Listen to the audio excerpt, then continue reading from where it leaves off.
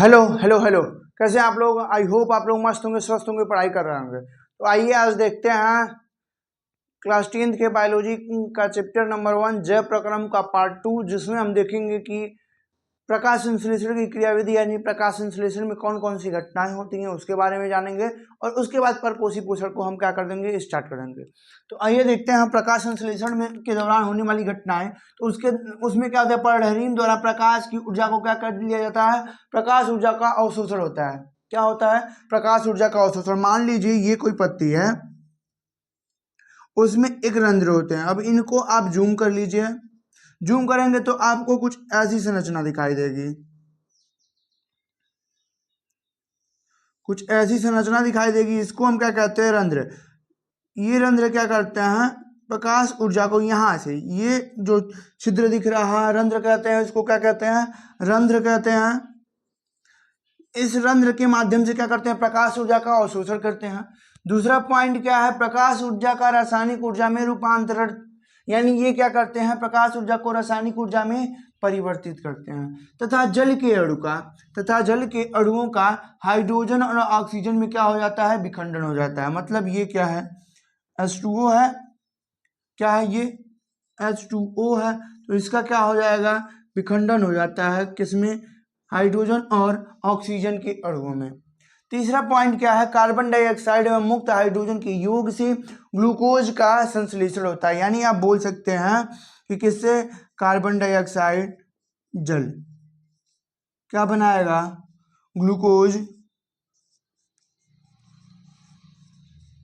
Plus oxygen बनाएगा। क्या बनाएगा, प्लस ऑक्सीजन बनाएगा। आई होप आपको समझ में आया होगा। ये प्रक्रिया कब होती है, तो आप बोल सकते हैं प्रकाश की उपस्थिति में।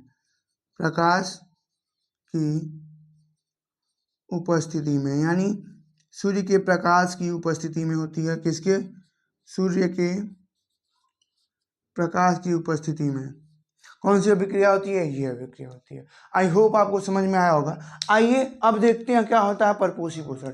परपोषी पोषण क्या होता है, ऐसा पोषण जिसमें जीव अपने पोषण के लिए या अपने भोज्य पदार्थ के लिए किसी दूसरे जीव पर इनडायरेक्टली या डायरेक्टली डिपेंडेंट रहता है, यानी उन पर निर्भर रहता है। उसको आप क्या कहते हैं, तो उसको हम कहते हैं परपोषी पोषण।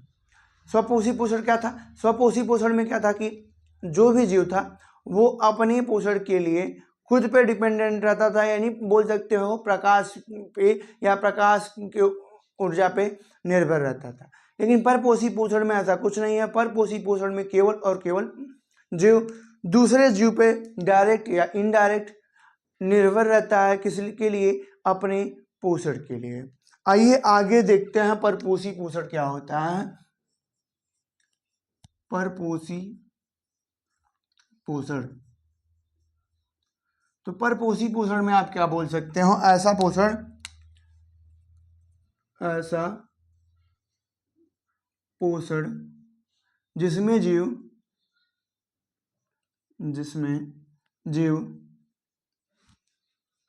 अपने भोज्य पदार्थ के लिए, अपने भोज्य पदार्थ के लिए, किसके लिए, अपने भोज्य पदार्थ के लिए, भोज्य पदार्थ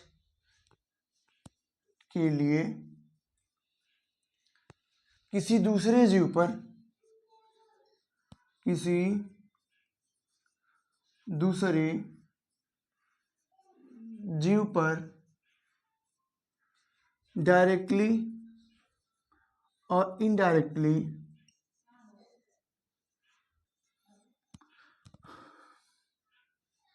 निर्भर रहता है।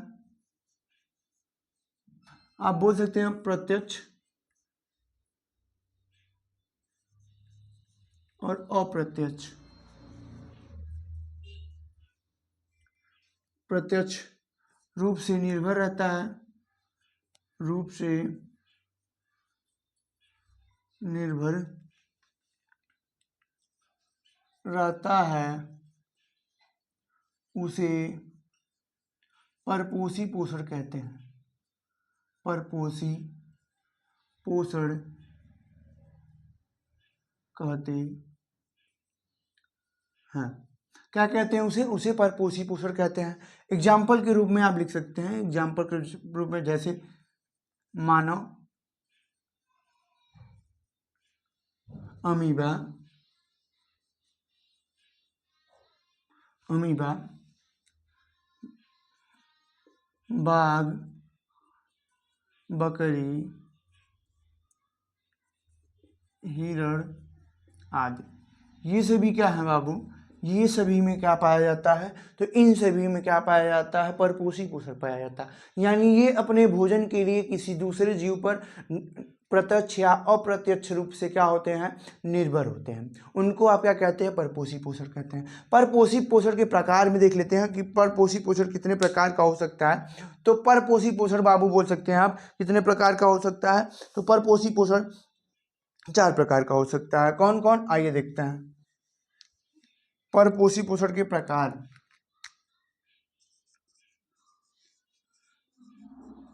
परपोषी पोषण के प्रकार। परपोषी पोषण के निम्न 4 प्रकार होते हैं। कौन कौन? आइए देखते हैं। परपोषी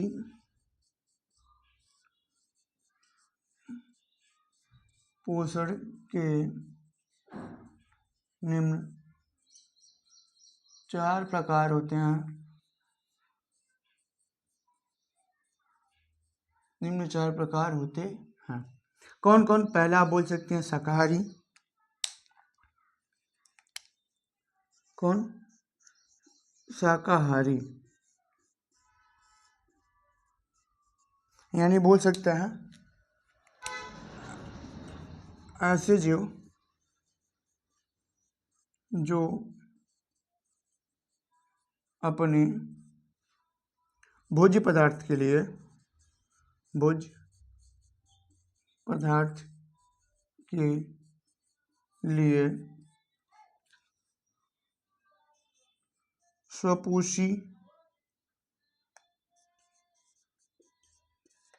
जीवों पर, यानी स्वपोषी जीव मतलब आप बोल सकते हैं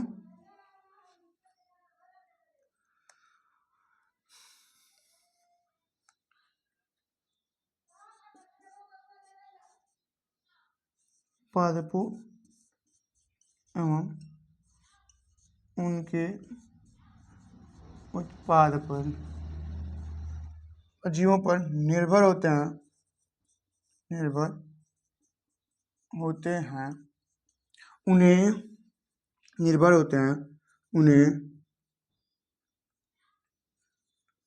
शाकाहारी जीव, शाकाहारी जीव कहते हैं। और ऐसे पोषण को, और ऐसे पोषण को शाकाहारी पोषण कहते हैं।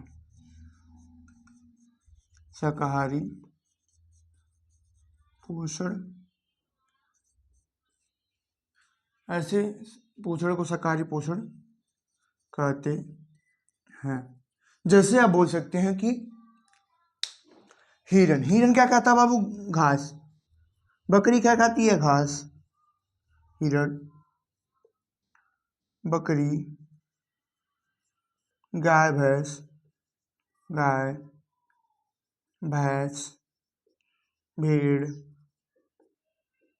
आदि, ये सभी क्या कहते हैं? तो ये सभी केवल और केवल पादप और उनके उत्पाद को खाते हैं। ये सभी क्या हो सकते हैं? शाकाहारी। दूसरा आप क्या लिख सकते हैं? तो दूसरा आप लिख सकते हैं मांसाहारी। क्या लिख सकते हैं दूसरा? हम दूसरा लिख सकते हैं मांसाहारी। ये दूसरा लिखते हैं मांसाहारी। क्या होता है? मांसाहारी जीव क्या होते हैं उसके बारे में जान लेते हैं। तो दूसरा हम क्या लिख सकते हैं? मांसाहारी। मांसाहारी, मांसाहारी पोषण क्या होता है उसके बारे में हम जान लेते हैं। तो मांसाहारी पोषण में आप लिख सकते हैं ऐसा पोषण जिसमें, ऐसा पोषण जिसमें जीव जीव अपने से छोटे जीवों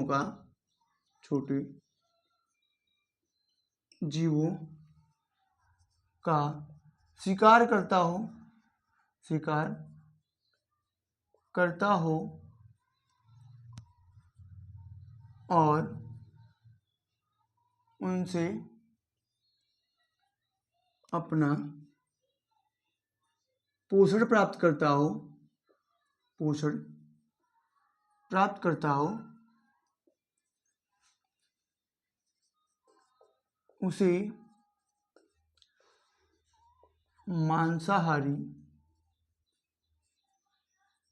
पोषण कहते हैं। जैसे कि आप मान सकते हो, बोल सकते हो कि जो बाघ होते हैं, शेर होते हैं, वो क्या करते हैं, अपने से छोटे जीव को क्या कर देते हैं, मार देते हैं। मारने का मतलब क्या कर लेते हैं, उनको दबोच लेते हैं, यानी उनका शिकार कर लेते हैं और उनको खा जाते हैं। यानी उनका पोषण कैसे प्राप्त होता है, तो अपने से छोटे जीवों को शिकार बना करके, जैसे बाघ, शेर आदि। अब आता है बाबू तीसरा बोल सकते हो आप मृतोपजीवी।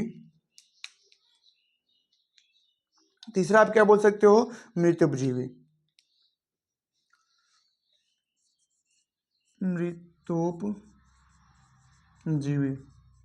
मृतोपजीवी में क्या लिख सकते हैं, आप लिख सकते हैं ऐसा पोषण जिसमें जीव ऐसा पोषण जिसमें जीव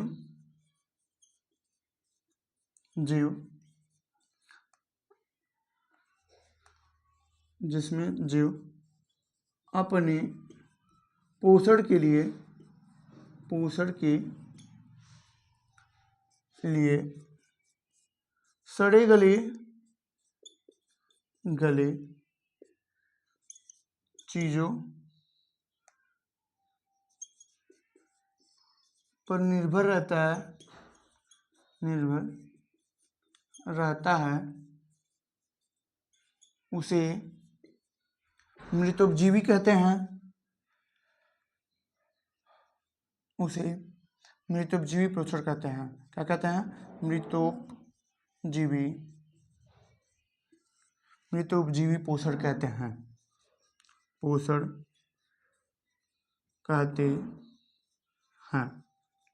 क्या कहते हैं, मृतोपजीवी पोषण कहते हैं। जैसे कि आप बोल सकते हैं एग्जाम्पल में मशरूम, कुछ कवक, कुछ बैक्टीरिया यानी जीवाणु, और आप क्या बोल सकते हैं, कुछ जीवाणु तथा कुछ ईस्ट। ये सब क्या करते हैं कि जीवों को, जैसे कि आप देखे होंगे कि कहीं पे कोई कुत्ता मर गया था, आप देखते हैं रोड के किनारे उसे फेंक दिया गया होता है, और कुछ समय के बाद आप देखते हैं तो वो कहाँ हो गया होता है, गायब हो गया होता है, उसकी मांसपेशियां गायब हो, केवल और केवल उसका कंकाल दिखता है। तो अब सोचिए वो कुत्ता गया कहाँ, उसकी मांसपेशियां गई कहाँ। तो आप कह सकते हैं कि उसको क्या किया, सूक्ष्म जीव यानी छोटे छोटे जीव क्या कर गए, खा गए, जिसको आप देख नहीं सकते थे। यानी जैसे मशरूम उस पर उग गया, कवक खा गई, बैक्टीरिया खा गई, और ईस्ट क्या कर दी, उसको खा गई। आई होप आपको समझ में आया होगा। चौथा है बाबू, चौथा बोल सकते हैं आप कि परजीवी क्या होते हैं। परजीवी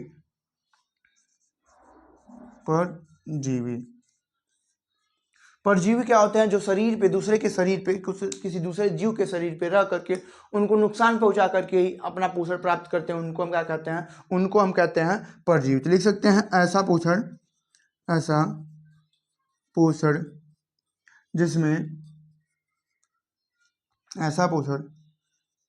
जिसमें जीव अपने पोषण के लिए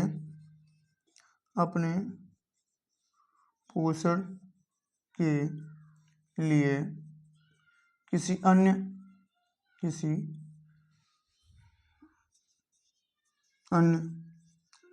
जीव के शरीर पर शरीर पर रहता है तथा उनको नुकसान पहुंचाता है, नुकसान पहुंचाता है उसे परजीवी कहते हैं, परजीवी कहते हैं। और ऐसे पोषण को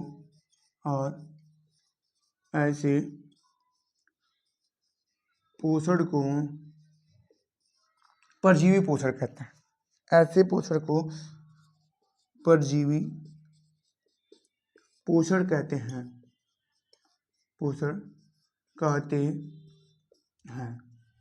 आई होप आप लोगों को समझ में आया होगा। आइए आगे देखते हैं क्या होता है परपोषी पोषण में। यानी पहला हम पढ़ लेते हैं कि अमीबा में पोषण क्या होता है, उसके बारे में हम जान लेते हैं। आइए देखते हैं अमीबा में पोषण के बारे में जानते हैं हम कि अमीबा में पोषण कैसे होता है, उसके बारे में जान लेते हैं।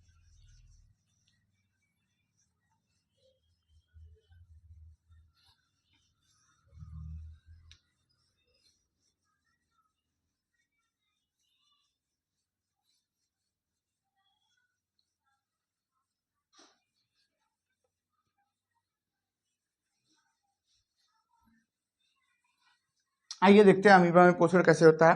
यानी हेडिंग डालिए अमीबा में पोषण। किसमें? अमीबा में पोषण।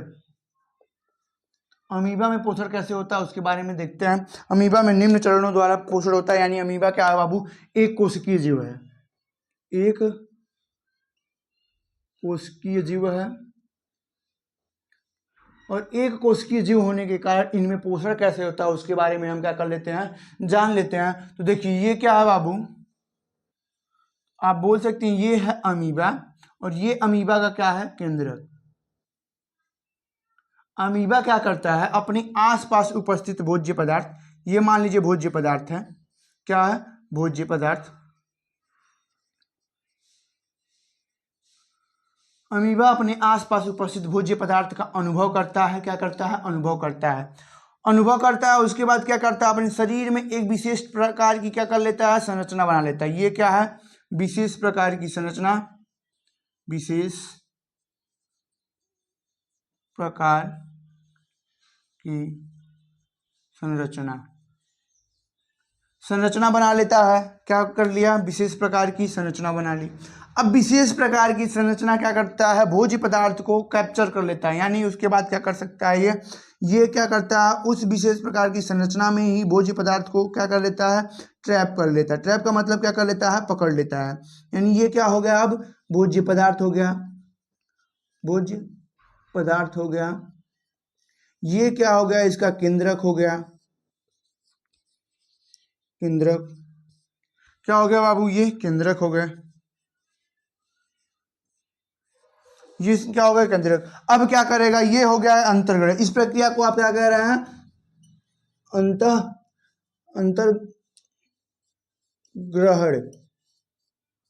क्या कर लिया इसने, अंतर्ग्रहण कर लिया। अब अंतर्ग्रहण करने के बाद उनका क्या करेगा, पाचन करेगा। क्या करेगा, पाचन करेगा। अब क्या कर रहा है, उनका पाचन कर रहा है। ये अमीबा है, ये उसका केंद्रक है, ये क्या हो रहा है, उसका पाचन करेगा। क्या हो रहा है, पाचन। इसका पाचन हो रहा है भोज्य पदार्थ का।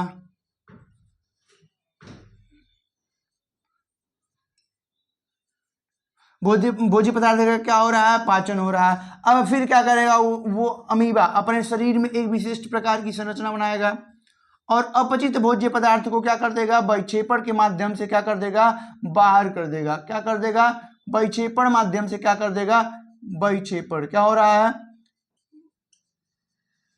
विक्षेपण हो रहा है। विक्षेपण का मतलब क्या हो रहा है, अपने अपशिष्ट पदार्थ यानी जो अपचित पदार्थ हैं उनको क्या कर दे रहा है, शरीर के बाहर कर दे रहा है। यानी ये क्या है, अमीबा है, एक कोशिकीय जीव है। ये अपने पास आसपास भोजन का क्या करता है, भोज्य पदार्थ का अनुभव करता है और अपने शरीर में विशेष प्रकार की संरचना बनाता है। उस संरचना के माध्यम से क्या कर लेता है बाबू, ये भोज्य पदार्थ को अपने शरीर के अंदर कर देता है।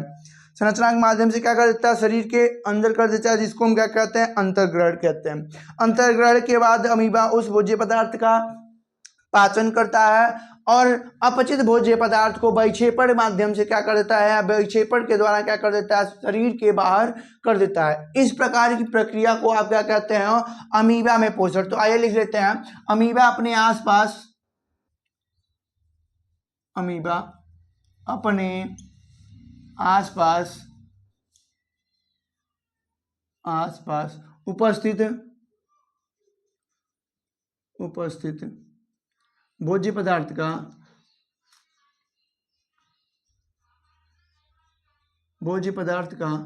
अनुभव करता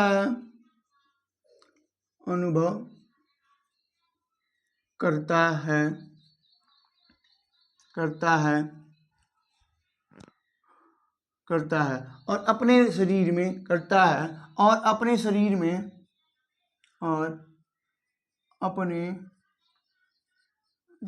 में एक विशेष प्रकार की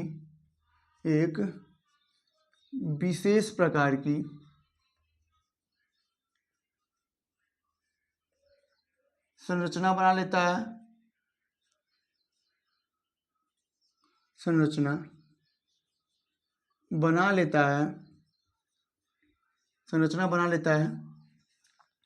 जिससे अंतःग्रहण के माध्यम से भोज्य पदार्थ को अपने शरीर के अंदर ले लेता है, भोज्य पदार्थ को अपने शरीर के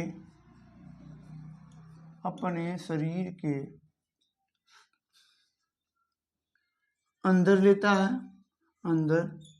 लेता है, उसका पाचन करता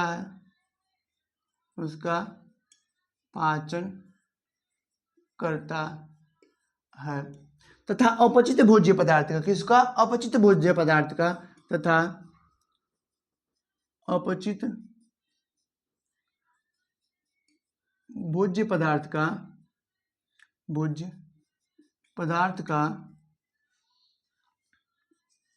विक्षेपण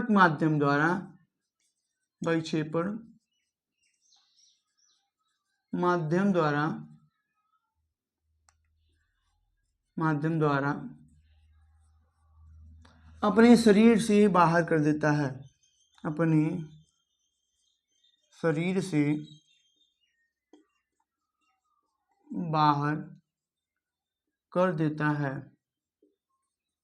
इस प्रक्रिया को अमीबा में पोषण कहते हैं,